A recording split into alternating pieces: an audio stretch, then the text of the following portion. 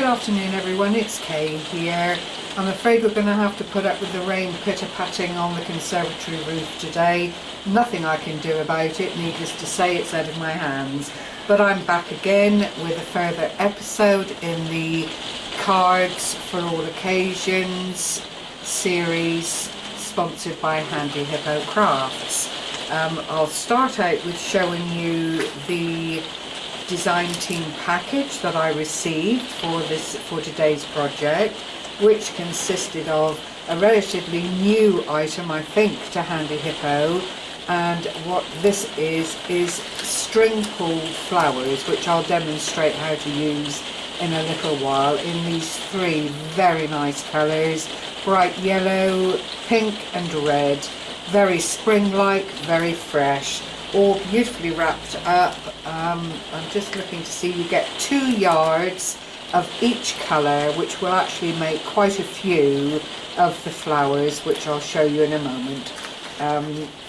So that was the first thing. Some lovely baker's twine in yellow and white, all in keeping with the springtime theme. And the, oh, stand up, why don't you, drunken disorderly signs, it's never a good look. This lovely paper stack from Authentique again, which I have raved about in the past. It really is lovely, lovely paper, excellent quality.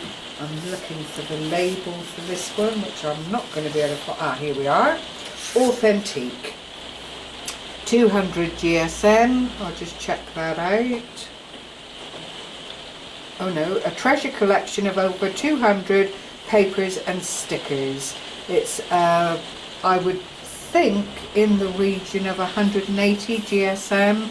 This is the selection of papers that are available, and they're double-sided, which is excellent, I'm sure you'll agree. You also get an alphabet that you can make up your own words and names with, some Easter sayings about bunnies and hoppity hip hop and eggs and all sorts of wonderful things there related to the season. Then springtime banners, little bits of music, this great big cutouts of, and these are all pre-cut, die cut. You just pop them out of the paper, and then these lovely cutouts here, which I will just pick up and show you. 2 pages of this. There goes that sign again. I told you, drunken disorderly, which again is double-sided, so you get 3 bands of designer paper there, plus all these lovely cutouts with journaling, good things for Easter. You colour my world, lots and lots of different sayings that all add up to some really pretty festive, bright and cheerful Easter projects. So I'll put those back out of the way and give you a closer look at some of the papers, which you'll see I've already cut about. There's this one with the zigzag on the back, then this lovely orange, quite ornate design, which is shaded, it's not a trick of the eye or the camera, and on the back you've got this Easter egg shape.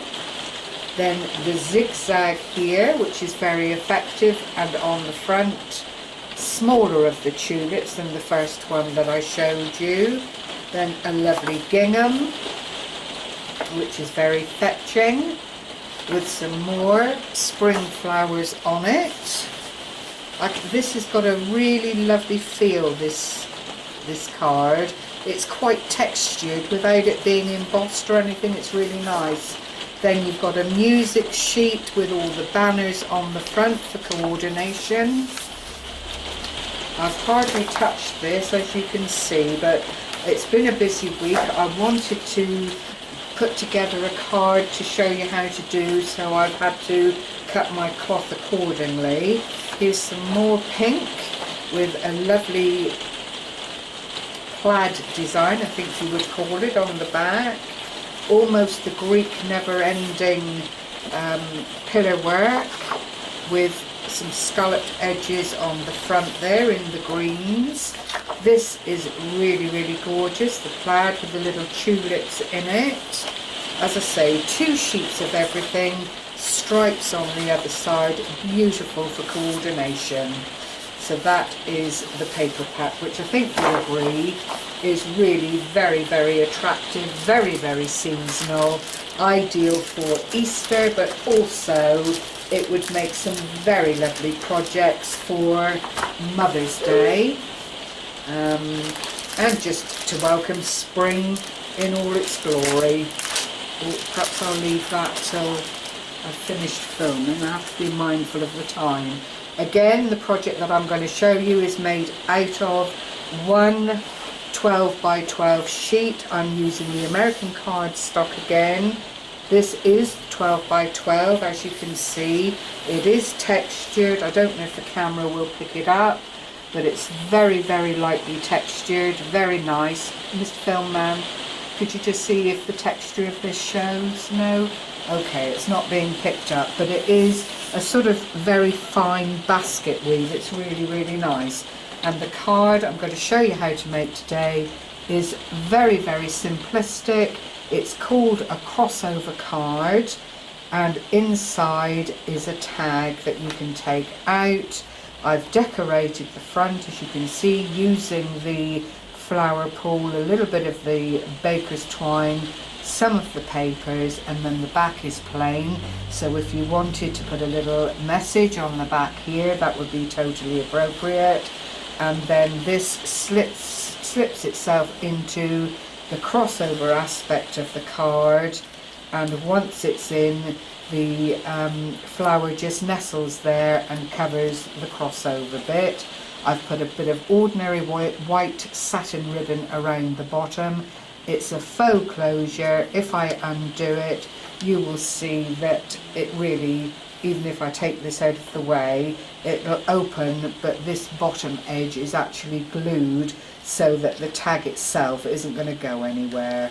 So it's just decorative, it's just a thought to keep everything together and make it a little bit more of a little something on the bottom. I didn't have any yellow ribbon, which probably would have been better to use, bearing in mind the flower is yellow, but I've just used a little pearl doodad in the centre of the flower, and as the back of the card is plain and white, I don't think it's out of order to have put the white on in the stead of the yellow, so we'll pop that one over there for you to see. As I say, it's a 12 by 12 sheet. I will show you how to prepare your 12 by 12 piece of card before we go on to one that I prepared earlier, no pun intended, as always. Okay, so we put our 12 by 12 on our cutting boards.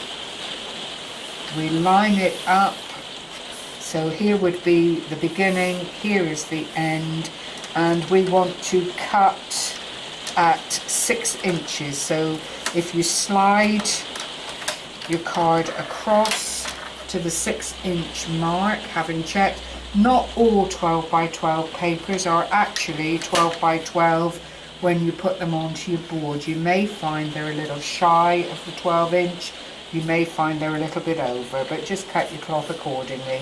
I find this one to be a tad under, but I'm going to cut at 6, which is brilliant. We now have 2 pieces. Then we go into scoring mode, and we line up the card again, and we're going to make one score at 6 inches. Oh, missed it completely. Turn it over, because this card will crack if it's put under too much pressure, and this just breaks the fibres nicely and allows it to fold effectively. I'm using the back end of my cutter just to line my card up so I get it lined up properly. A little bit of burnishing, and we have one folded piece of card. We bring the other piece in, and again score at 6, turn it over, score at 6 again, using the back of the cutter. Rest your 2 edges against the back so that you are sure of where that fold will be, and burnish lightly so that you have in effect two identical pieces of card. And then that's all you need to do on the cutting front. So I'll put that one out of the way. To make it possible to make this crossover card, you open up your two pieces like so. You overlap, so instead of having two halves like this, both scored, you overlap the back panel and glue, or use your double-sided tape, whichever suits you best, so you end up with 3 dimensions to your fold. One to fold this way, one to fold this way. So having glued that, you then bring over one flap, find the center, corner to corner on the diagonal, and you fold back and burnish the edge, and that gives you one aspect of fold over. Bring your card across, and I'm working upside down of course so you can see what I'm doing. Again, corner to corner. That's not going to cross over, is it? What am I doing? This way, sorry. You fold this way. You can actually fold any which way you like. It doesn't have to be a crisscross in the center there. You can have both your edges going off at different angles. So when your card opens up, it's almost like the wings of an aeroplane. You're going to bring one in and cross the other one over. It's up to you which way you like that to go. You can either cut this flap off, or you could curl it a little bit, use a brad and just pin into the edge there, so you've got a nice beveled book edge. The way that you put it together is entirely up to you. But once you've got the basics in place, you can actually go from there. What I'm doing here is a very, very basic, simple card, as I always do. I have seen these very intricately decorated with laces and ribbons and that kind of thing. It's up to the individual. So I'm now going to put this to one side, having given you the basics of putting your card together, and I'm going over to one that I prepared earlier to show you now how to decorate your card. And I've gone through everything. I'm using yellow this time, as you can see.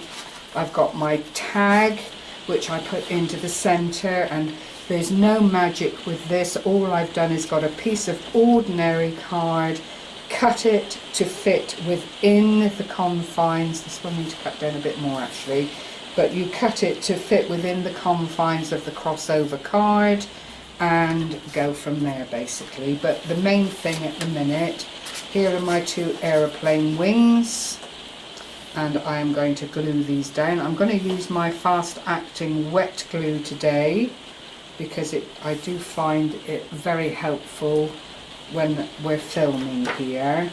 And all I'm going to do, this is coming to the end, desperately need to get some more, but it's not been bad, it's lasted me a 12-month. I'm just putting this around the 4 corners and a little bit in the middle of the card, and I'm going to marry this up onto the bottom plate from the other side. Try and line it up. Obviously you'll be a lot more careful than I am at this point. So that's that piece. Then I've already pre-cut my designer paper for the front. I'm going to cut these off. I don't want the flaps, and I'm just going to use ordinary scissors at this point. But as I say, you can keep that flap in situ if you want to, roll it back a little ways and just add a brad to hold it down in the corner, and it is very, very effective. I'm going to cut off this one, so I've got quite neat edges to work with. I'm not saying they're perfect because my eyes aren't, but you know what I mean. And then I've got my front facing borders here just to glue down in the front. And again, this is the Authentique. Beautiful, beautiful paper. It really is. It's lovely to work with, as is the American cardstock. On Handyhippo, again, they've had a 10% off time, and in the normal scheme of things, the American cardstock is 35p a sheet, or you can buy it in the bundles in the protective box as I showed you previously. But with the 10% off, that makes it a little bit cheaper. It's all 12 by 12 and it's an absolute delight to work with. There's the first side done. I'm now going to put in the second side, and you can see where I'm going with it. If I wanted to, you know, you can mix and match the papers a whole lot more. You don't need much of this glue, just spread it around. It dries very, very quickly and it dries clear, which is always a bonus if you get some that squidges out at the edge, which I'm sure this is going to do. So I'll wipe some off. Line up your template and put your card in situ. And already this is beginning to take shape. If you have any little overlaps or any overhangs, then this is the time to cut them off, because once your card is settled and finished, you don't want to go back through and do that. So that's that bit. You can have it opening any which way that you like. Because I'm not very happy with this edge, I'm just going to trim this down again. Just tidy it up. I don't really want the yellow showing through. It's because I'm trying to rush for the sake of the filming aspect. As I say, you would obviously be a lot more careful than I am with this at the moment. Just tidy it up. Okay, so there we are with that. And already the crossover is evident and it's looking quite good. What I'm going to do now is seal down this edge, but again, it's up to the individual. You might find, because of whatever else you want to do with the card, you want to seal this end. For me, it's this one for the moment. And this is what will keep your tag safe once it's finished and inside the card.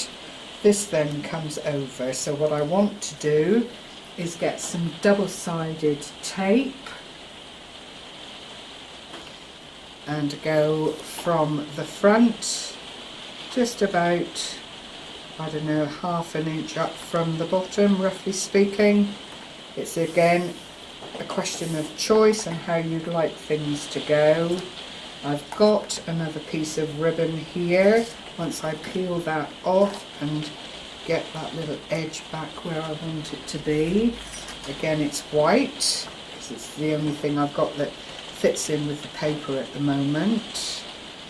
Make sure you've got enough either side to tie a bow once this is affixed to the card.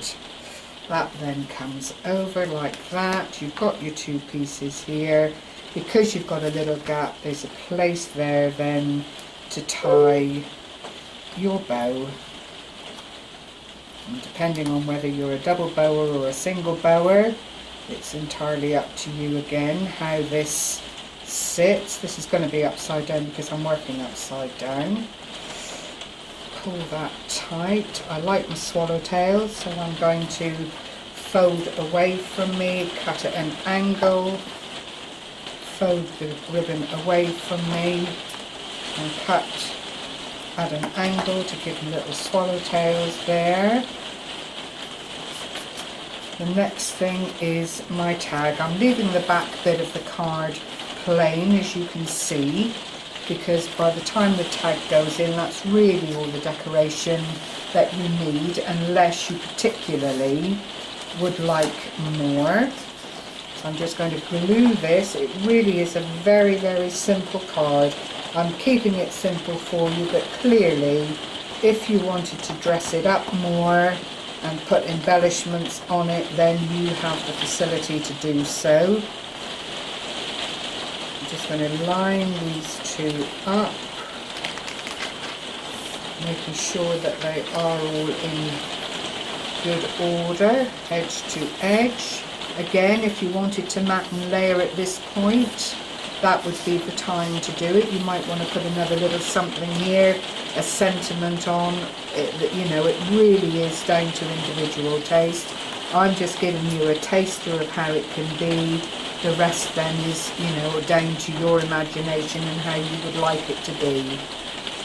Now I have got here, if I can find it, my little, oh, lost it. I have a little something to go here, which I seem to have put somewhere. I'm going to pop this one at the top. By way of a little bit of decoration. I've then got another little decoration here, which works really well.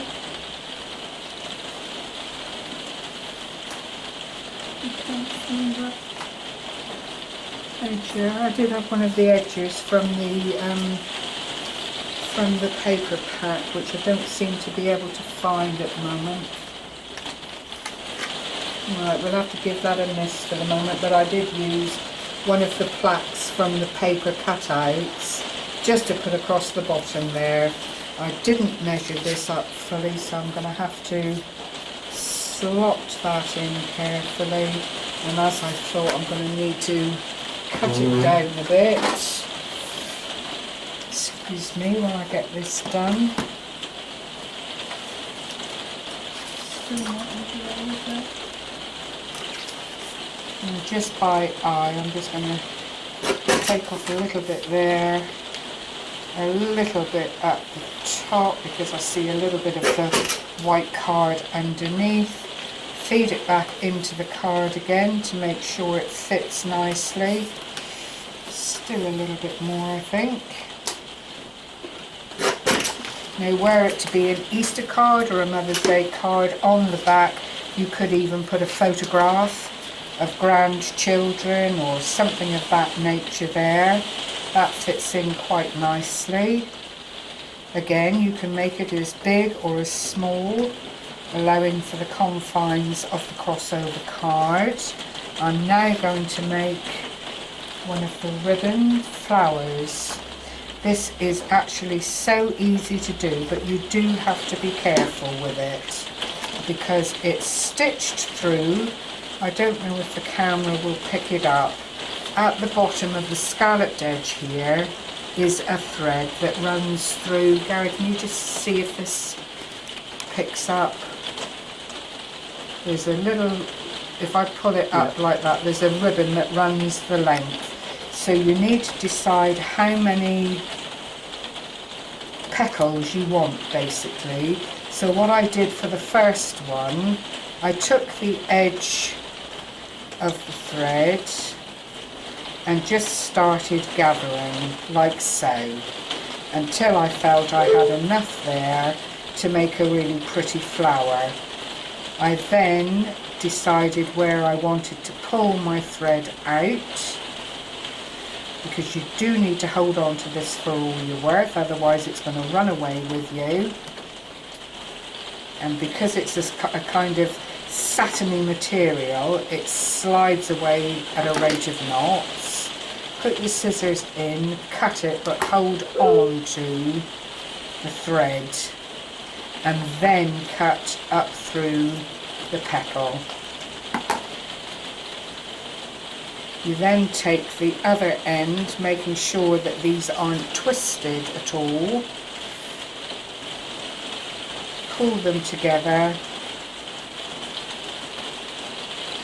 and simply tie a knot as tightly as you can, and this automatically then forms the flower for your project. The tighter you pull it, the better it is, Then bring your threads together at the back of your flower and tie some really firm knots, because you don't want this coming unstuck or undone.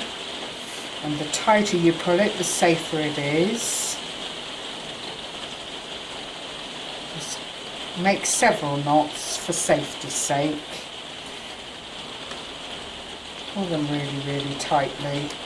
Chop off your excess, but not too close to the back of the flower.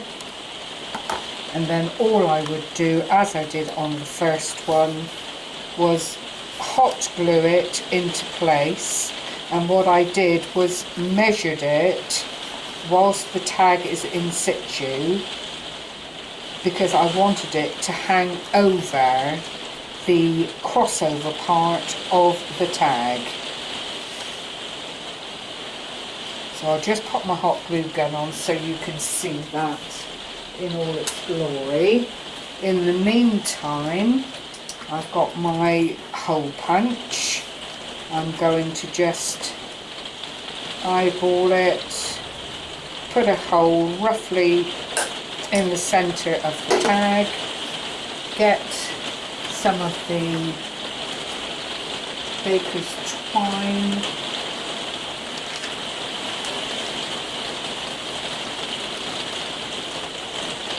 as I say, you could use this mat just to put a message on it, or to put photographs on it. It can be a Mother's Day card, it can be an Easter card, it can be a welcome spring card, and then depending on other occasions you could use it for invitations, or, you know, a thinking of you card, congratulations. It's a very versatile little card to make. And just make sure that this is hot enough to go. I'll put my tag in place like that. On the side where I tied my knots, when the glue gun is hot enough,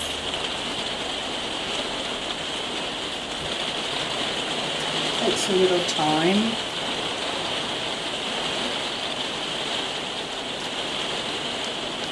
Here it comes. I just want a couple of bits of hot glue, and I want to put that, roughly speaking, at the crossover point of the card.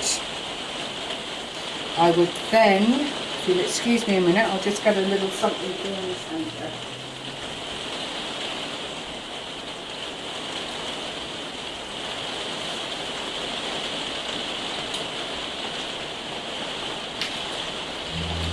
I've then got a little pearl doodad here, which I'm going to put some more of the hot glue on. Oopsie daisy. And I'm going to put that in the centre of the flower and press it down really firmly, because what that does is lifts the petals of the flower up a little.